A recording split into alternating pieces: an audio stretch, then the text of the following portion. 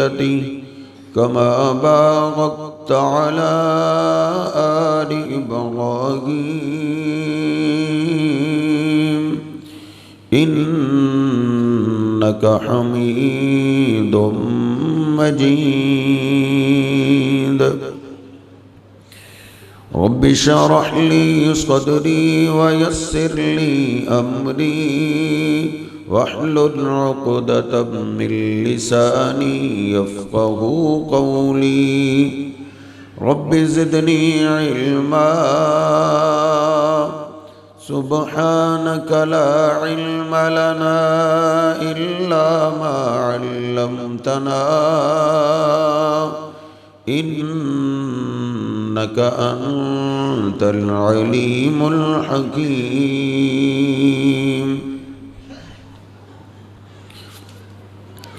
اللهم اغفر لنا ولوالدينا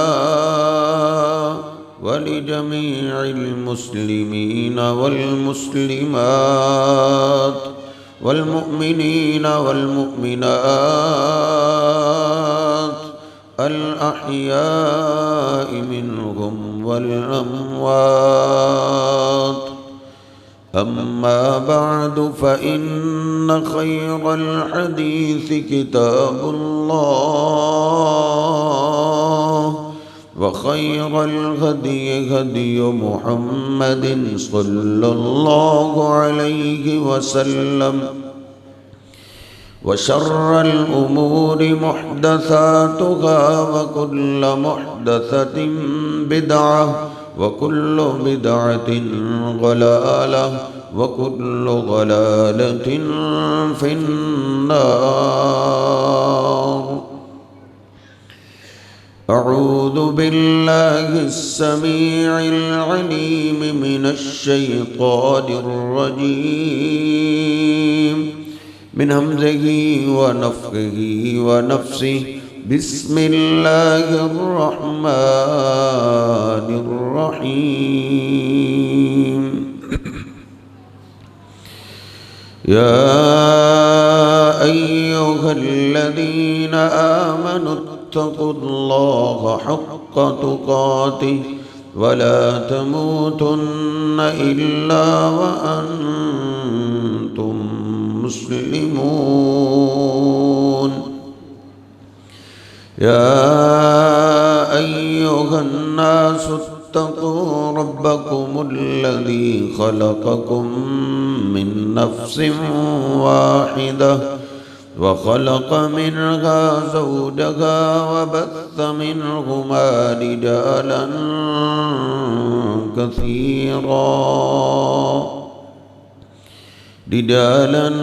كثيرا ونساء واتقوا الله الذي تساءلون به والأرحام إن الله كان عليكم رقيبا. يا أيها الذين آمنوا اتقوا الله وقولوا قولا سديدا يصلح لكم أعمالكم ويغفر لكم ذنوبكم ومن يطع الله ورسوله فقد فاز فوزا عظيما. سبحان ربك رب العزة عما يصفون وسلام على المرسلين والحمد لله رب العالمين.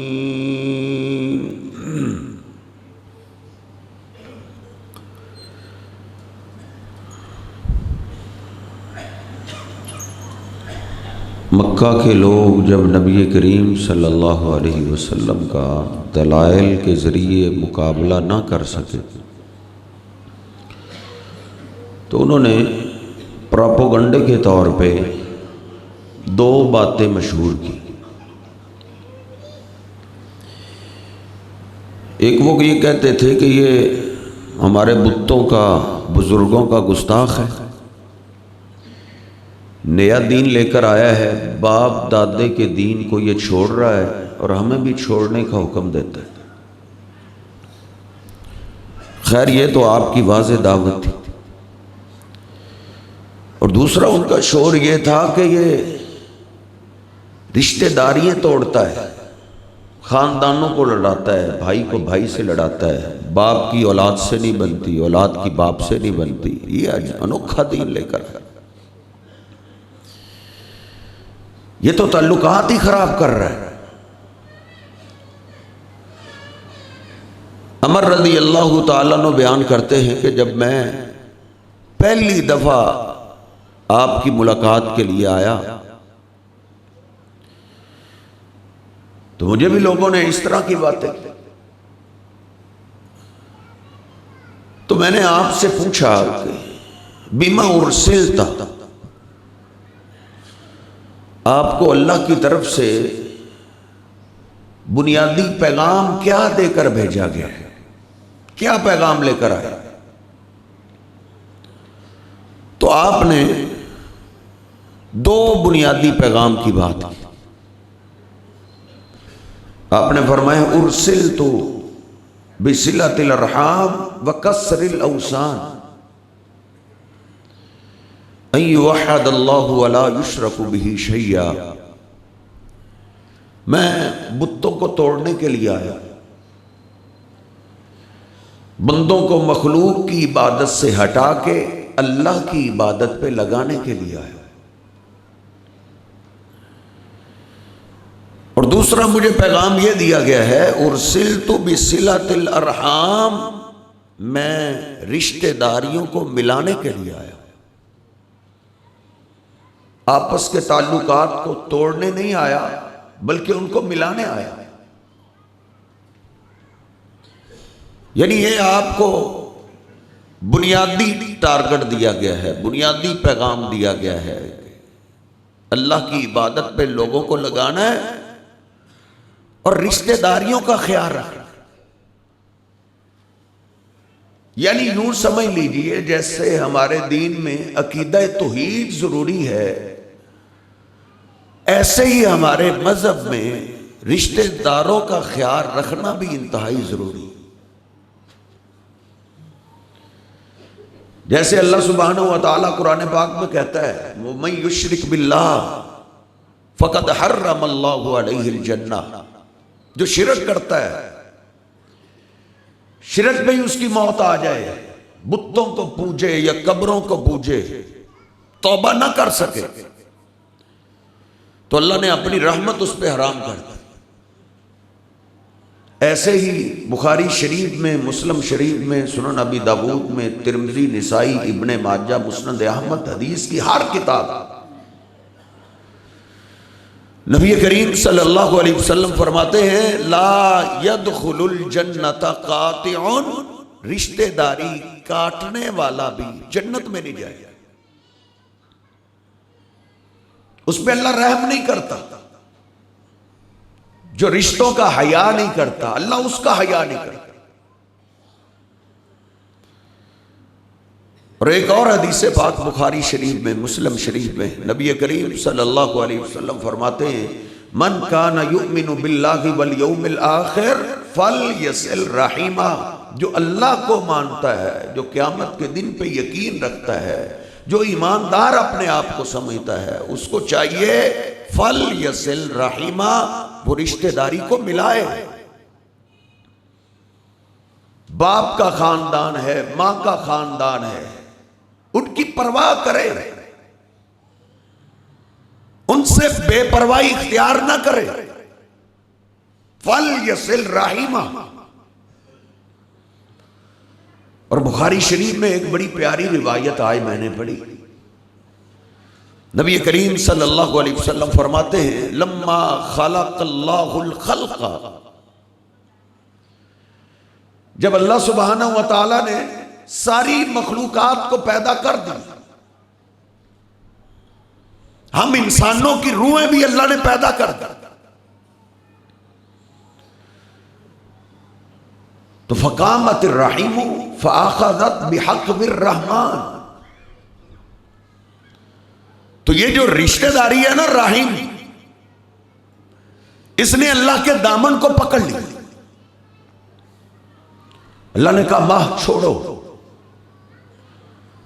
तो रिश्तेदारी ने कहा कि मैं तो तेरी बना चाहती हूं, जिन बंदों में तू मुझे भेज रहा है ये बंदे तो मुझे तोड़ेंगे, काटेंगे, मेरी धज्जियां उड़ाएंगे।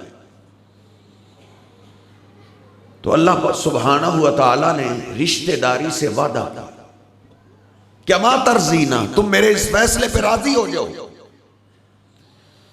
मम वसला की वसलतुहु व मन कता की कतातुहु, जो तुझे मिलाएगा मैं उसको अपनी रहमत से मिलाऊंगा, जो तुझे काटेगा मैं उसको काट के रख दूंगा।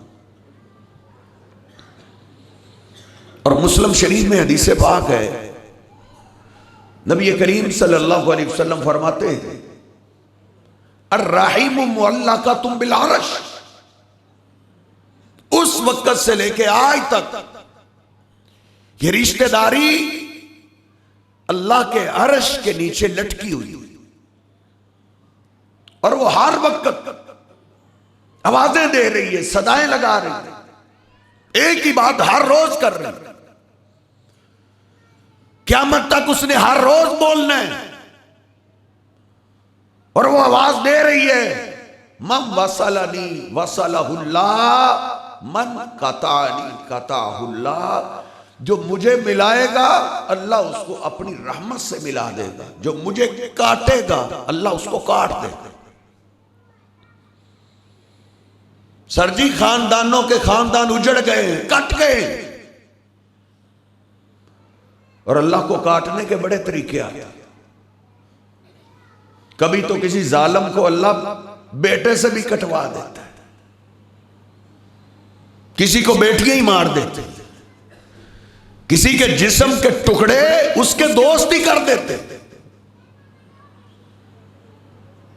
रिश्तेदारी हर रोज सदा लगा रही है, मम वसलनी वसलहुल्लाह व मन कतानी कताहुल्लाह।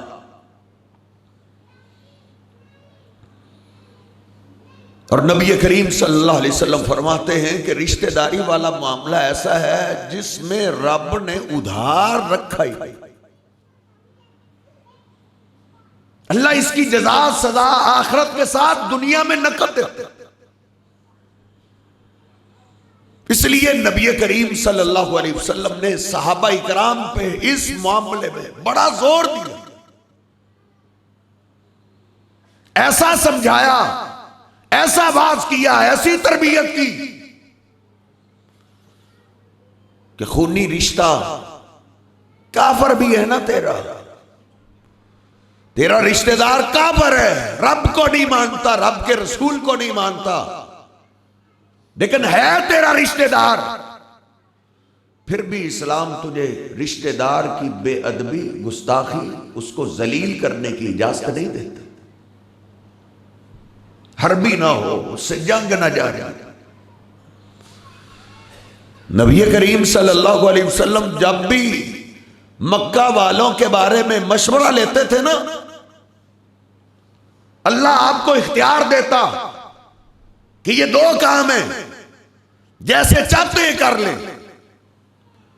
तो आप सर जी मक्का वालों के बारे में जब मशवरा करते तो आप नरम मशवरे को पसंद करते थे, जिसमें नरमी होती।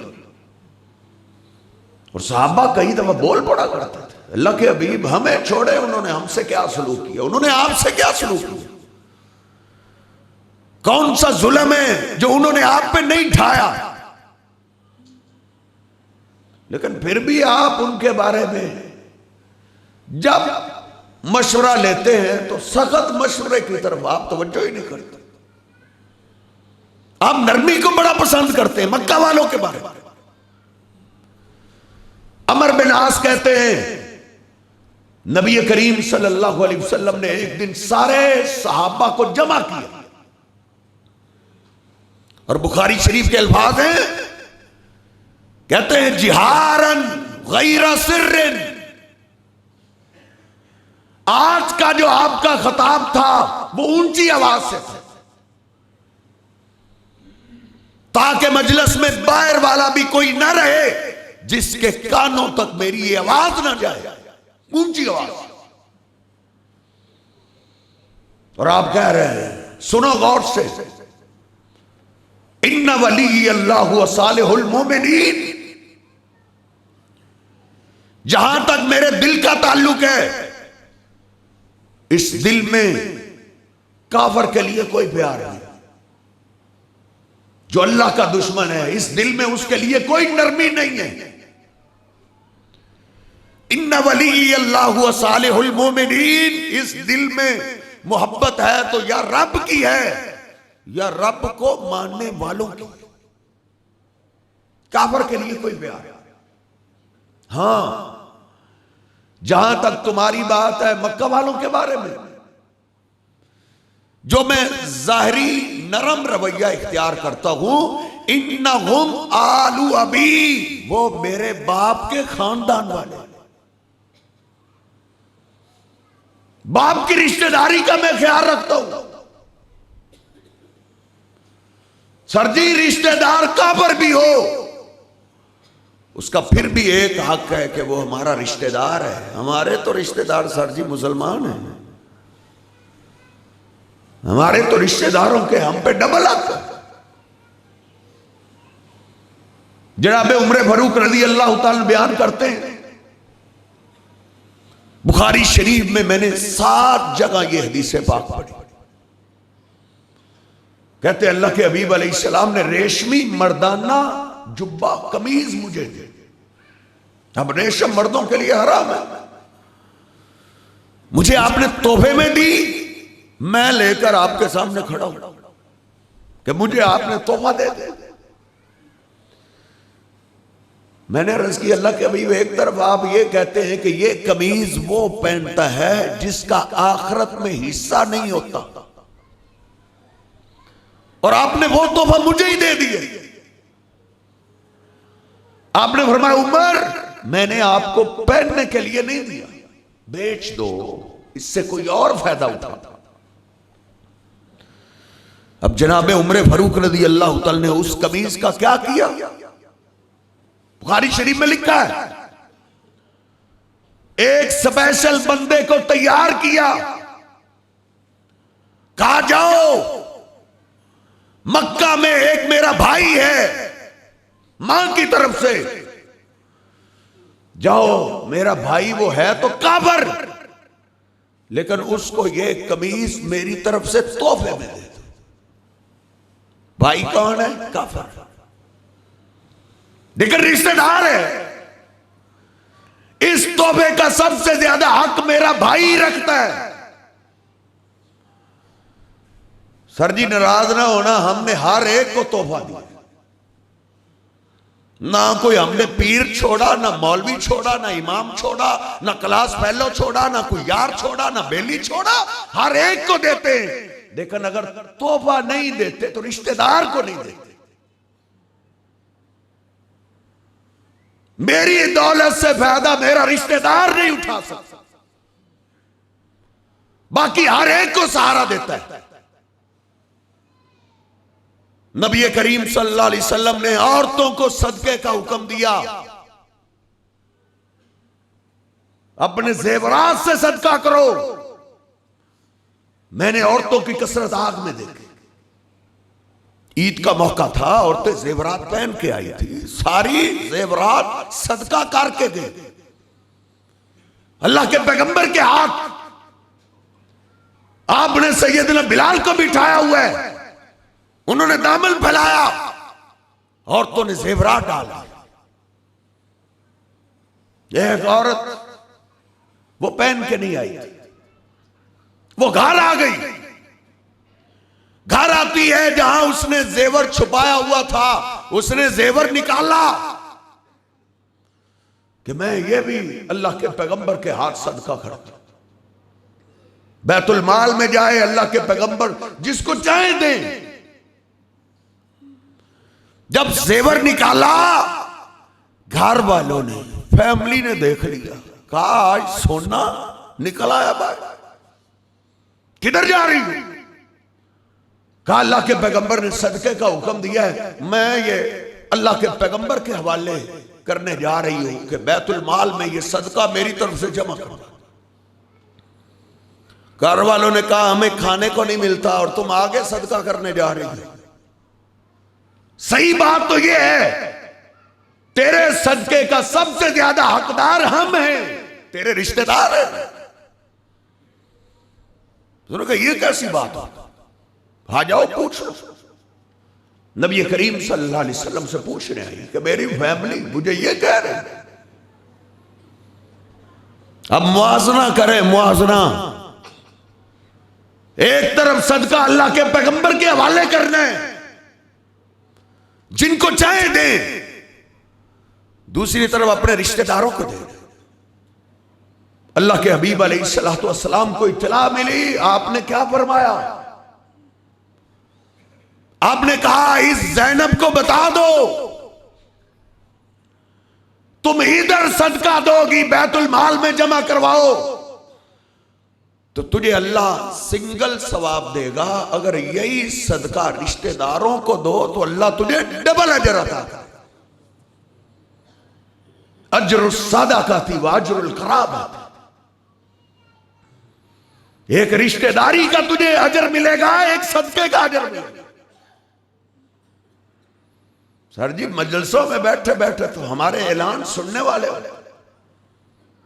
5 लाख लिखो, 10 लाख लिखो, और रिश्तेदारों के बारे में इतना संग दिल है कि उधार भी नहीं देता, कर्ज देने के लिए भी तैयार नहीं होता। बुखारी की वो हदीस पाक, नबी करीम सल्लल्लाहु अलैहि वसल्लम ने फरमाया, मन अहब्बा अन युबसत लहू फी रिज़्क़िही व अन युनसा लहू फी असरी। जो आदमी 2 चीजें पसंद करता है, 2, एक अल्लाह उसको सेहत तंदुरुस्ती वाली लंबी उम्र दे, दूसरा अल्लाह उसको वाफर रिज़्क़ अता करे। ये 2 चीजें फितरती तौर पे हर बंदा ही पसंद है कि मेरे घर से गुर्बत भी निकल जाए, बीमारियां भी निकल जाए। तो मेरे हबीब फरमाते हैं एक काम वो करे, दोनों अल्लाह करे। अल्लाह के हबीब एक काम करे, आपने फरमाया फल यसिल राहिमा, वो रिश्तेदारी को कायम करना शुरू कर दे, रिश्तेदारों से अच्छा सलूक शुरू कर दे। रिश्तेदारों का ख्याल रखने से गुर्बतें भी खत्म हो जाएंगी, बीमारियां भी खत्म हो जाएंगी। गुर्बतें भी खत्म, बीमारियां भी खत्म। और बुखारी शरीफ में आपने आगे वजाहत, आपने फरमाया लैसल वासिलु बिल मुकाफी, रिश्तेदारी मिलाना इसको नहीं कहते कि जो रिश्तेदार आपसे ताल्लुक ठीक रखे हुए आप उससे ठीक रखें। खैर ये भी रिश्तेदारी मिलाना ही है, लेकिन जिस रिश्तेदारी मिलाने से बीमारियां खत्म होती हैं, गुर्बतें खत्म होती हैं, वो ये नहीं है। साहबा ने पूछा अल्लाह के अभी वो कौन सी? आपने फरमाया इदा कुतिअत वसलहा, वो ये है कि आपका रिश्तेदार आपसे ताल्लुक तोड़ने में लगा रहे, आप जोड़ने में लगे रहे। वो कह रहा है तेरा मेरा जीना मरना खत्म हो, मेरे दरवाजे तेरे लिए हमेशा के लिए बंद हो गए। तुम मर गए मैं नहीं आऊंगा, मैं मर गया तुमने भी नहीं आना। वो जीना मरना खत्म कर रहा है, वो तोड़ने में लगा रहे। आप फैमिली लेकर, तोहफे तहैब लेकर, गलती उसकी है माफी आप मांगे, वो तोड़ने में लगा रहे, आप जोड़ने में लगे रहे। ये रिश्तेदारी मिलाना ऐसा है जिससे सर्दी बीमारियां भी खत्म होती हैं, गुर्बतें भी खत्म। और नबी करीम सल्लल्लाहु अलैहि वसल्लम ने जनाब अली पाक को भी खास यही वसीयत की थी, खास, क्योंकि आपके बेटे बेटियां सब दुनिया से चले गए थे, सिर्फ एक ही बेटी जिंदा थी, सैयदा फातिमा, जो सारी मोहब्बत का मरकज थी, जिसकी औलाद को आप अपनी औलाद कहते थे। तो मां बाप को अपनी बेटियों की बड़ी फिक्र होती। आपने जनाब अली पाक को अकेले को बताया, बुलाया, कहा अली इधर आओ, दुनिया की जिंदगी चैन से गुजारना चाहते हो 3 बातें मैं आपसे करने लगा हूं, इनको भुलाना नहीं, इन पे पहरा देना है। जी अल्लाह के हबीब, आपने फरमाया पहली वसीयत ये है, सिल मन कता का, जो रिश्तेदार तुझसे ताल्लुक काटे, तूने नहीं काटना, तूने जोड़ना है। वो काटने की कोशिश में लगा रहे, तुम जोड़ने में लगे रहना। आती मन हारमा का, जो रिश्तेदार तेरी खुशी गमी में नाना आए, तूने उसकी खुशी गमी को नहीं छोड़। कोई रिश्तेदार तेरे काम ना आए, तूने उसके काम आना है। वाबू अम्मन जालमा का, पहली तीसरी बात यह है कि तेरी रिश्तेदारी फरिश्तों से नहीं है, तेरे रिश्तेदार इंसान है। वो इंसान ही क्या जिससे भूल ना हो, जिससे गलती ना हो। अली याद करो, वाबू अम्मन जालमा का, कोई रिश्तेदार तुझ पे ज्यादती करे, जुल्म करे, तूने रिश्तेदार को माफ करने में देर नहीं की, तूने अपने रिश्तेदार को माफ करना। अब बाकियों को भी तो हम माफ कर देते हैं। मुझे माफ करना, मेरी और आपकी तबीयत ऐसी हो गई है, सबसे ज्यादा गुस्सा रिश्तेदार पे आता है। हालांकि हमारी नरमी के सबसे ज्यादा हकदार हमारे रिश्तेदार हैं। कस्टमरों के साथ बड़ा तेरा अखलाक होता है, उतने ही रिश्तेदारों से रख ले। बाबू अम्मन जालमा, और मुस्लिम शरीफ में लिखा है, एक सहाबी आया, अर्ज करता, अल्लाह के हबीब मेरे रिश्तेदार हैं ये जी, इन्नली कराबतन असिलु भयुक्तियो, मैं रिश्तेदारों से ताल्लुक मिलाने की कोशिश करता हूं, वो उल्टा जवाब देते, वो काटने में लगे रहते। वो सिनु इलैहिम भयुसीउन इलैया, मैं उनके साथ नेकी करता हूं, वो नेकी का जवाब बुराई में देते। आपने फरमाया अगर तुम सच कह रहे हो तो ऐसे करते रहना। ला यज़ालु अलैका मिनल्लाहि ज़हीरन, जब तक तुम ये करते रहोगे अल्लाह की मदद तेरे साथ साथ रहेगी, अल्लाह तेरे साथ रहेगा। क्या हमारे रिश्तेदारों ने हम पे जुल्म किया है कि हम कहते हैं कि बस कहानी खत्म होगी मौलवी साहब, अब ये माफी के काबिल नहीं है। क्या हम में से किसी पे जुल्म यूसुफ अलैहिस्सलाम से ज्यादा हुआ? यूसुफ अलैहिस्सलाम पे जुल्म करने वाले कौन थे? बेगाने तो नहीं थे, सर जी अपना खून था, अपने भाई थे, जिन्होंने मार मार के चांद से हुसैन चेहरे वाले यूसुफ को कुएं में फेंक दिया। सारी रात कुएं में यूसुफ पैगंबर रोते रहे, बाप घर में रोता रहा। ये जुल्म करने वाले कौन थे? सगे भाई थे। अभी भी उनके दुश्मनी खत्म नहीं हुई। अगले दिन आए, देखा काफिले वालों ने निकाला, कहने लगे ये हमारा गुलाम तुम्हारे आता है, इसको भागने की आदत है, ऐसा गुलाम हम नहीं रखते, तुम पैसे दो गुलाम तुम ले जाओ। और उन्होंने अपने भाई को चंद सिक्कों के बदले बेच दिया।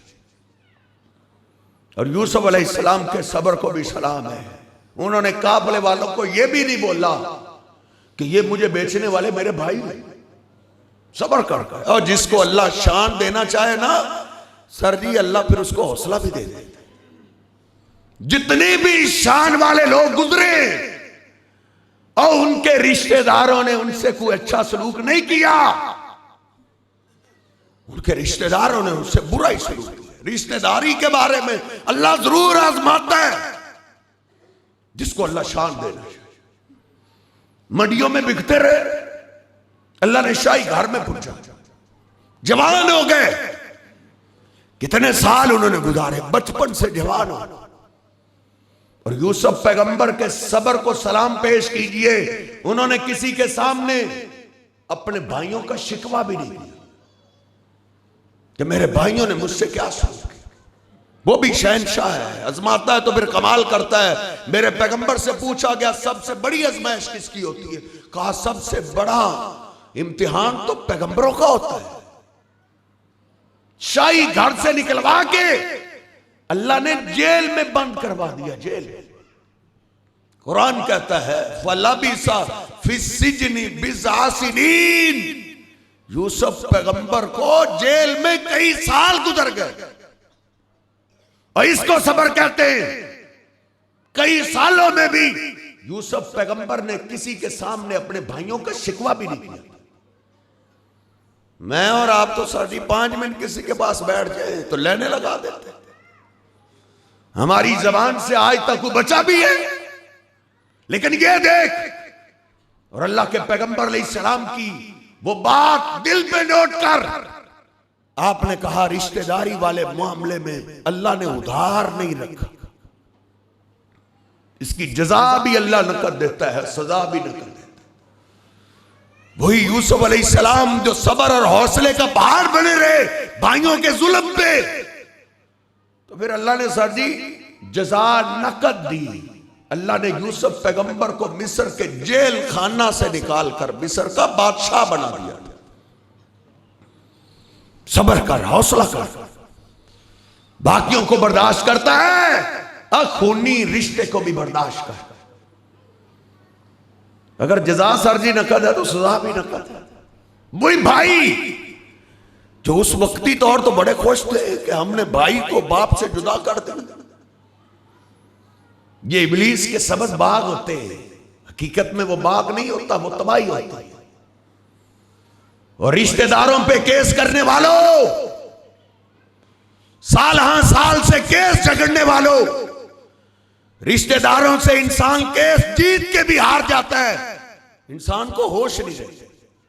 ये देख, जो उस वक्त तो समझते थे हम केस जीत गए, लेकिन पता उस वक्त चला सर जी जब घर का आटा भी खत्म हो गया,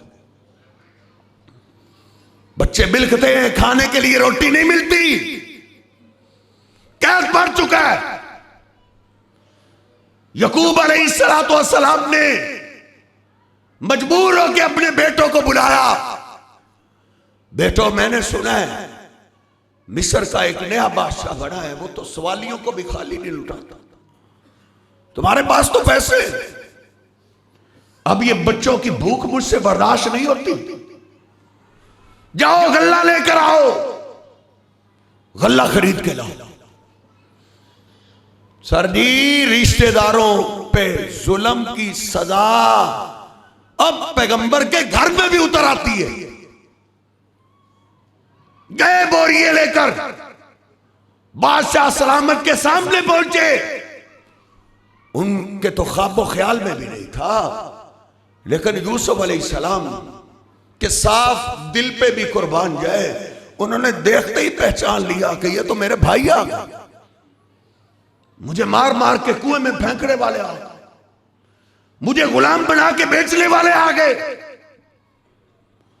और मैं और आप तो इस इंतजार में बैठे हैं, कभी तो मेरी दाढ़ के नीचे आएगा ना, इसकी नस्लों को सबक सिखाऊंगा। ये गुस्सा लेकर कब्र में जाना। लेकिन ये देख, अगर चाहते एक एक थप्पड़ का बदला ले सकते थे, लेकिन इस्लाम ये नूरी इल्म ईंट का जवाब पत्थर से रिश्तेदारों के बारे में नहीं सिखाता। मुलाजमों को कहा ये शाही मेहमान आए, इनकी जरा शाही मेहमान नवाजी करो, ये खास मेहमान है। वो भी हैरान हो गए कि यकदम भगदड़ मच गई, हमें प्रोटोकॉल दिया जा रहा है, इज्जत दी जा रही है, शाही मेहमान नवाजी की गई। कहा ये बोरिए जो लेके आए, इनके बोरिए गले से भर दो, और पैसे पेश किए गए। गुलाम पैसे लेकर आया कि ये पैसे भी लेकर आया, वही खोटे सिक्के जिनका भाई बेटा था। यूसुफ अलैहिस्सलाम देख रहे, कि इन पैसों की खातिर इन्होंने भाई बेचा। पैसे अब काम नहीं आए। अब दुनिया की दौलतें नहीं काम आती, जहां रिश्तेदारी काम आती है। यूसुफ पैगंबर ने कहा इनके पैसे भी इनको वापस कर दो। हमने क्या किया? गए गल्ला लेकर बाप को कहने लगे, बाबा वो वाकई बड़ा सखी बादशाह है, बड़ा सखी है, देख उसने हमें गल्ला भी वापस दिया है और हमें पैसे भी वापस कर दो। फिर आए, फिर गल्ला दिया, फिर आए। बातों बातों में वाकफियत हुई तो यूसुफ पैगंबर पूछने लगे, क्या तुम जानते हो हल आलिम तुम मा फाल तुम भी यूसुफ अबाखी, तुम्हारा कोई भाई यूसुफ था? कोई तुम्हें पुरानी दास्तान याद है? अब होश में आया, गौर से देखा तो कहने लगे इन्नका ला अंता यूसुफ, कहीं आप यूसुफ ही तो नहीं? यूसुफ पैगंबर ने कितना साधा, आना यूसुफ, मैं यूसुफ ही हूं, आखिर, और ये मेरा भाई है। रिश्तेदारों के लिए सर्दी मैं और आप रिश्तेदार ही हैं, चाहे जितनी मर्जी इज्जत वाला, और ये मेरा भाई है। भाई कांप गए। यूसुफ मिस्र का बादशाह जिस पे हमने जुल्म की, अखीर की, आज तो फिर वो हमसे चुन चुन के बदले ले, डर रहे थे, कांप रहे थे। यूसुफ पैगंबर ने देखा, फौरन पुकार उठे, कहा ला तसरीबा अलैकुम अल-यौम, डरते क्यों? तुम्हारे जुल्म की दास्तान बहुत लंबी है। तुमने मुझे रुलाया, मेरे बाप को इतना रुलाया, उनकी आंखें सफेद हो गई, लेकिन तुम मेरे भाई हो। आज तुमसे कोई बदला नहीं, मैंने तुम्हें माफ कर दिया है, यगफिरुल्लाहु लकुम, मेरा अल्लाह भी तुम्हें माफ कर दे। सर जी ये नूरी इल्म मुझे और आपको ये तालीम देता है, अगर मैं और आप मुसलमान हैं तो जो भी इज्जत वाला है, अल्लाह के पैगंबर से बढ़ के दुनिया में इज्जत वाला कोई नहीं आया। आपकी शान मुकाम सबसे आला है, अंबिया से भी आला है, तो आपके रिश्तेदारों ने आपसे अच्छा सलूक किया है। कौन सा चौक है जिस चौक में आपको पत्थर नहीं मारे?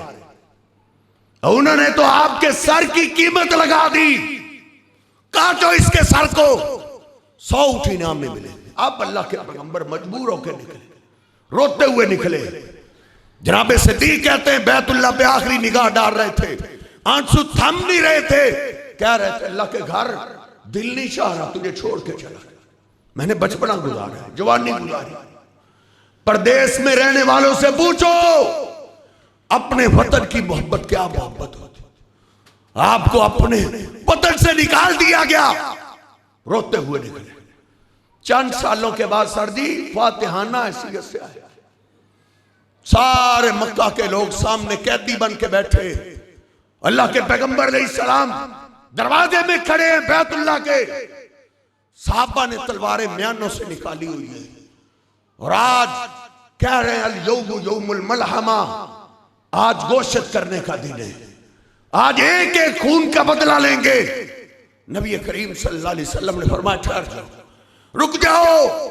आपने फिर मक्का वालों से खिताब किया, अल्लाह की हम्दो सना के बाद पूछा, मक्का वालों तुम्हारे जुल्म की सारी दास्तानें मुझे याद हैं, मैं जरा आज तुम्हें जज बनाना चाहता हूं, तुम फैसला करो तुम्हारे साथ क्या सलूक होना चाहिए।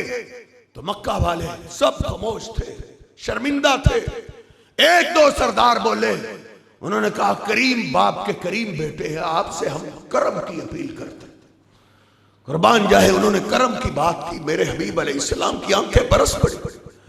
आप रोते हुए फरमाने लगे, ओ मक्का वालों मेरी और तुम्हारी मिसाल मेरे भाई यूसुफ की तरह।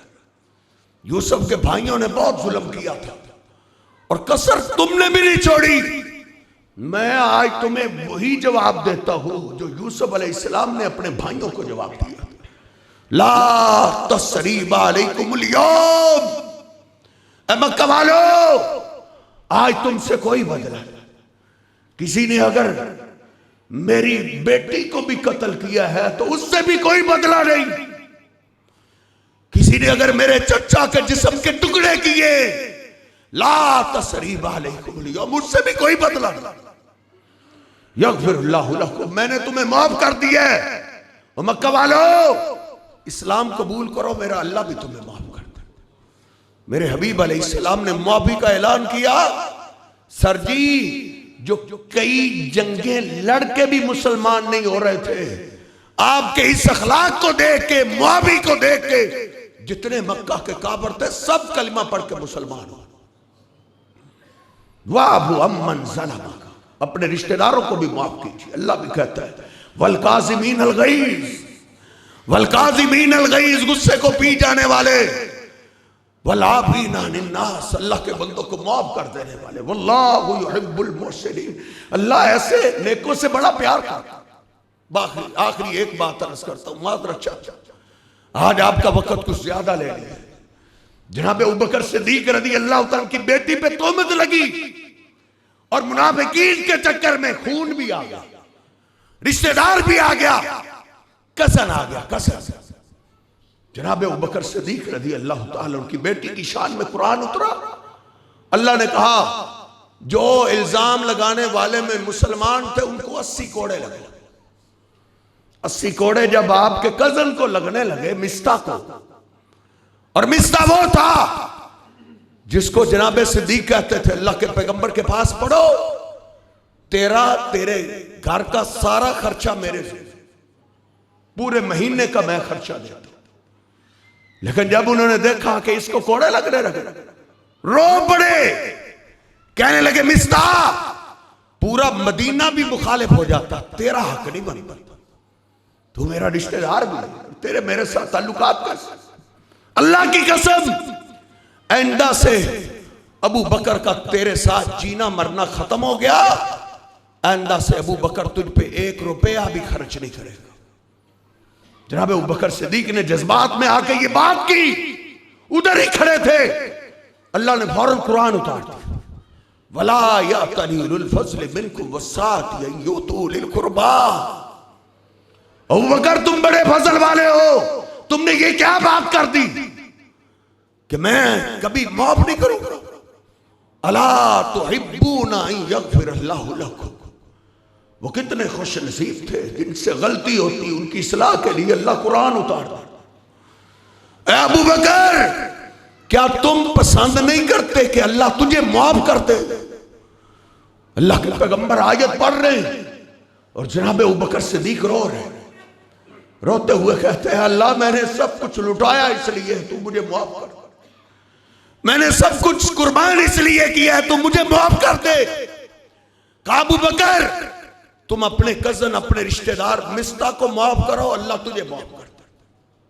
उधर ही खड़े थे वो, अपनी नाक की फिक्र करने वालों, गुस्सा कब्र में ले जाने का सोचने वालों, उधर ही खड़े कहते अल्लाह के पैगंबर गवाह हो जाए, मैंने अपने मिस्ता को दिल से माफ कर दिया। मिस्ता, जितना पहले खर्च देता था ना, आइंदा से अबू बकर तुझे डबल खर्चा दिया करेगा।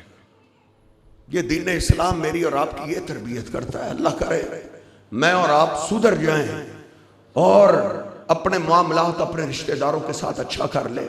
इसमें हमारा दुनिया का भी फायदा है, आखिरत का भी फायदा है। अल्लाह हमें समझने की तौफीक अता फरमाए। वक़ूलु क़ौली हाज़ा अस्तग़फ़िरुल्लाह ली व लकुम व लिस्साइरिल।